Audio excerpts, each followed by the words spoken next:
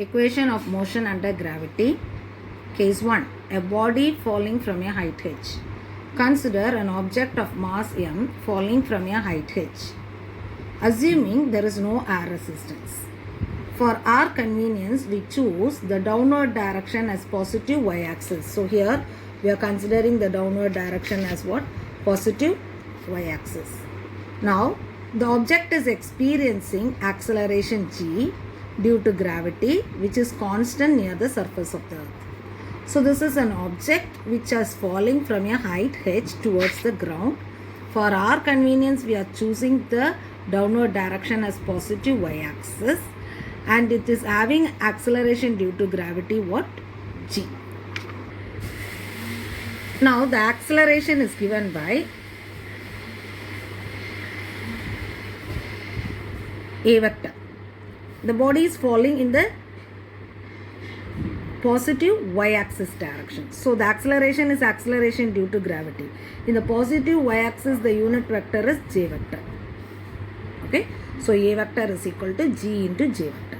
Now I am going to write the acceleration in terms of components. So I can write it as ax I vector plus ay j vector plus az k vector is equal to g into j vector. Now comparing the components on both the sides. So when I compare the components on both the sides, in the right hand side there is no I vector. So I can write the component ax is equal to 0 and ay is equal to what? Here it is g, and az is equal to 0. Okay. Now for simplicity,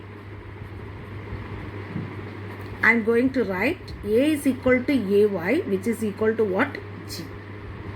A is equal to ay, which is equal to g. Now if the particle is thrown with initial velocity u downward, which is in the positive y-axis, okay, then we can find the velocity and position of the particle at the time t by using the kinematic equations. We know, okay, v is equal to u plus at and s is equal to ut plus half at square, and v square is equal to u square plus 2as. Okay, these are the kinematic equation. In this kinematic equation, I am going to substitute acceleration as g and the displacement as y. Okay, so I can get v is equal to u plus gt, y is equal to ut plus half gt square, and v square is equal to u square plus 2ay. So I have got the velocity, position and the square of the speed, okay, of the particle. I have got it. So we have got v is equal to u plus gt, y is equal to ut plus half gt square, and v square is equal to u square plus 2ay. Suppose the particles start from rest, then the initial velocity is equal to 0. So you can write u is equal to what? 0. Now we can find the velocity, position and square of speed of the particle. Okay. We know the equations. V is equal to u plus gt. Okay. Y is equal to ut plus half gt square, and v square is equal to u square plus 2gy. These are the equations we know. In these equations, I am going to substitute u is equal to 0. If I substitute u is equal to 0, then v will be equal to gt. Here in this equation, if I substitute u is equal to 0, y is equal to half gt square. And here it is v square is equal to 2gy. So if the initial velocity is equal to 0, then we are getting another set of equations for velocity, position and square of speed. Now if t is equal to capital T is the time taken to reach the ground, that is the time taken by the particle to reach the ground. Now we are considering y is equal to h and capital T, small t is equal to capital T. So I am going to use this in this equation, half gt square.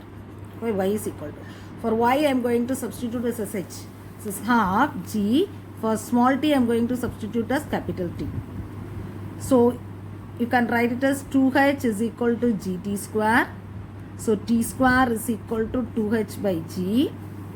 So t is equal to root of 2h by g.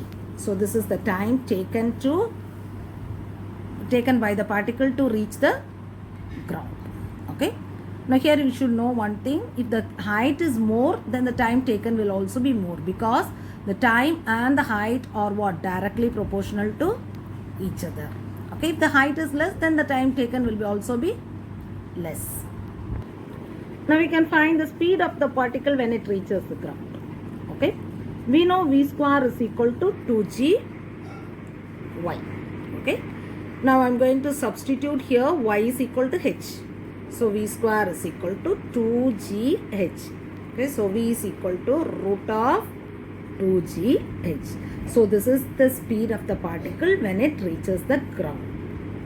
Okay.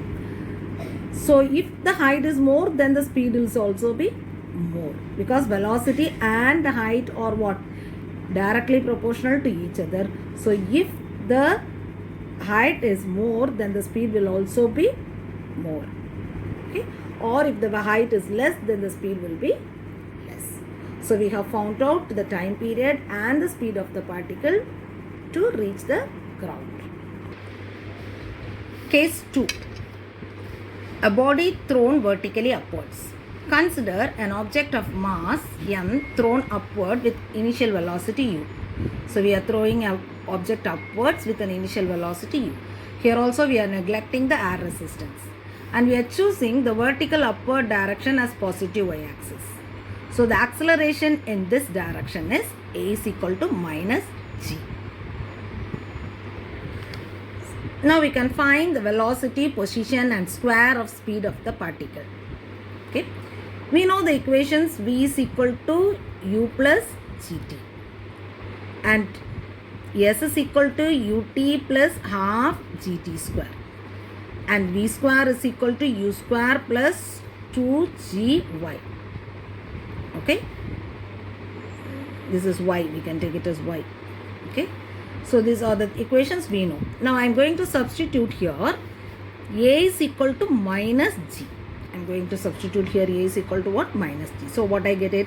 V is equal to u minus gt. Y is equal to ut minus half gt square. And v square is equal to u square minus 2gy. So these are the equations we are getting for a body thrown vertically upwards.